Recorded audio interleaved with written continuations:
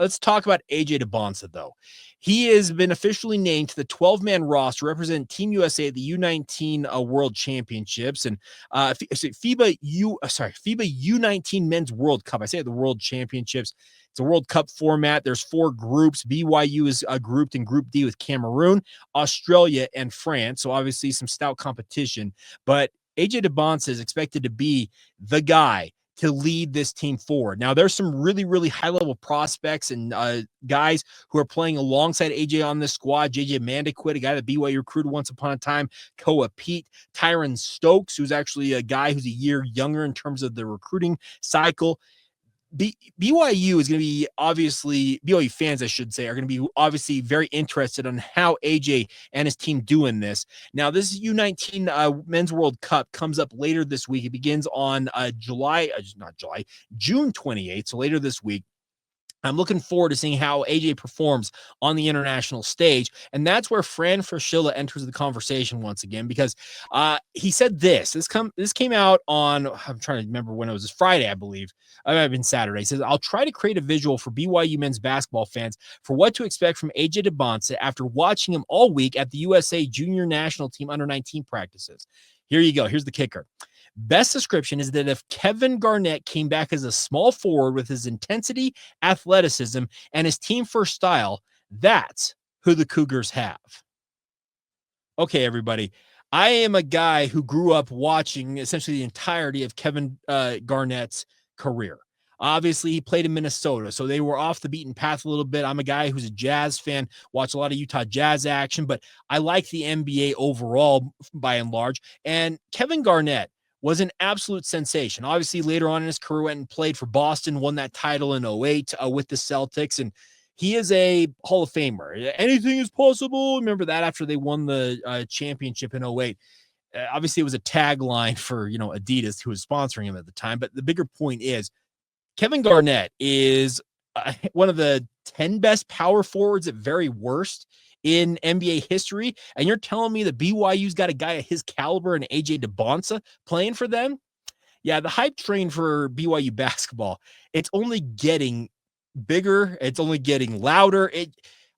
I don't know where it goes, considering we're still 130 plus days out from the start of the BYU basketball season, and I continue to wonder, are we hyping up AJ just a bit too much? I do legitimately wonder that at times. And obviously there is concern that if we are overhyping him, that if he underdelivers, obviously people are going to want to throw stones at him proverbially. And that obviously would do nobody any favors. But the more I hear about this is that people who know far more about basketball than I do, that continue to sing his praises, indicate to me that they fully expect he is going to take the college basketball world by storm, and BYU will be a nationally renowned program, at least for this upcoming season, because there are going to be a ton of eyeballs on it.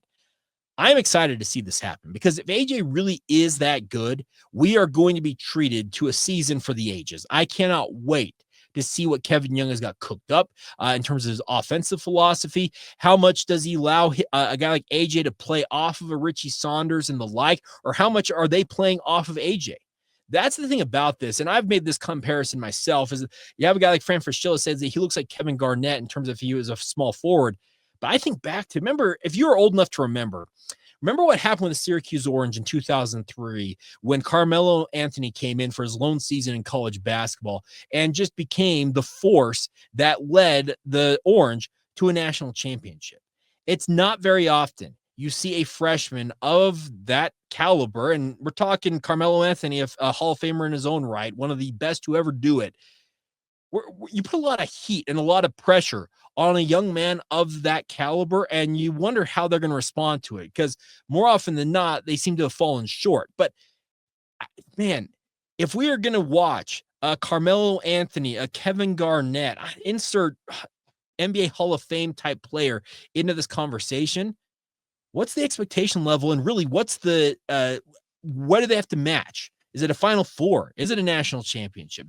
That is the concern I have, is that as we continue to kind of draw closer and closer, even though it feels like it's still a ways off to the start of the BYU basketball season, that maybe at some point we do jump the shark and we get out over our skis, and we're thinking way too highly of a team that has been put together by Kevin Young once again, that, as we saw last year, took some time to gel.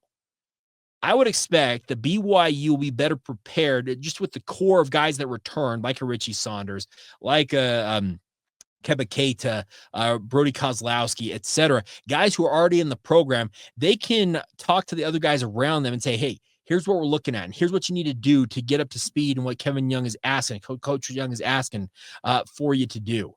The hope is that they hit the ground running, because if they don't, there are going to be those naysayers out there who are going to hop on social media and pop off. And I fully expect there will be people popping off regardless, because the way BYU is scheduled this season, there are going to be losses. I'm just going to say it right now. If BYU makes an incredible run and it only has 2 or 3 losses the entire way, we're talking about, once again, just a season for the ages, one that we very well may never see again in our lifetimes. That would be the type of season it would be. I think Kevin Young's whole philosophy is, yes, I have got a squad that's a little bit in flux. We're going to have to put guys together and see what the combinations work early on in the season, and we will take lumps, because BYU kicks off the season against Villanova in Las Vegas. Then they've got the likes of Clemson. Then they play against UConn. The non-conference slate is going to absolutely test BYU, and then you jump into the Big 12 Conference, which, as we all know, is just a dog-eat-dog league that is absolutely ferocious. There are 0 games off. Even for the bottom feeders in that league, team-wise, have got some dudes who can torch you. And that's the thing that BYU, I think they're going to come through this league and come through this season. Yeah, maybe they have 5, 6, 7, maybe as many as 10 losses going into the tournament. But the hope is, by the time that they emerge on the other side, the team that we saw in November versus the team we see in March, it's a battle-hardened, ready team. And at that point, the hope is that AJ Dybantsa, if he is that Carmelo Anthony, Kevin Garnett type, he is ready to really lead them through a season and through a tournament that requires 6 wins to win a national title. Let's say BYU flames out in the Sweet 16 again. Is it a failure? That'll be up to everybody's interpretation once we get to that point, because I feel like in many cases, no season really can be, I think, doled out that it's a success or failure based on the result of the season. I think you have to look at everything in its totality. Considering, I look at this past season, a Sweet 16, that was an absolutely masterful run for BYU, considering where they were at when they were 6, 7 games into Big 12 play. They were sub 500, and I felt like, man, could the wheels come off here? But to BYU and Kevin Young's credit, they rallied around one another and found a way to put together was a 9-game win streak down the stretch. And then, as I mentioned, made it to the second weekend of the NCAA tournament. Let's say BYU does that again, and they do run into a buzzsaw in the Sweet 16 and fall. Would that be a failure? Would that be AJ Dybantsa fell short? Some people it may be, but I think the thing is, what guys like Fran Fraschilla are saying here is that they see something in this young man. They see greatness in him. If that greatness can translate over, once again, we're going to be treated to an absolutely incredible year ahead for the BYU basketball program. Yes, there's going to be an extra microscope or 3 dozen on them, because you're going to have national media who are tuning in literally every game. It doesn't matter the opponent, it feels like, for BYU. There will be people who tune in simply to watch AJ Dybantsa. Get used to watching NBA scouts and personnel, GMs and the like in Provo, Utah, because they will be scouting this kid extensively, speaking of AJ Dybantsa, and that extra spotlight that's on him, the hope is that it casts an extra light on guys like Richie Saunders along the way, Keba Keita, the other guys on the roster like Kennard Davis Jr., Dominic Diamante. They're all hoping that some of that luster, some of that limelight gets cast on them, and they find themselves on the NBA radar at some point.